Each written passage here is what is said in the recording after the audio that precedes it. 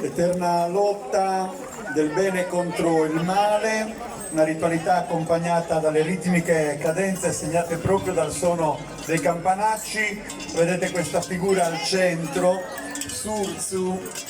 che tradotto sarebbe appunto l'orso, ma loro specificano che è più corretto dire l'orco, perché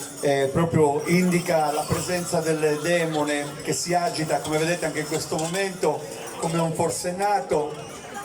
Si tenta di tenerlo a bada, si arrampica ovunque come ha fatto poc'anzi,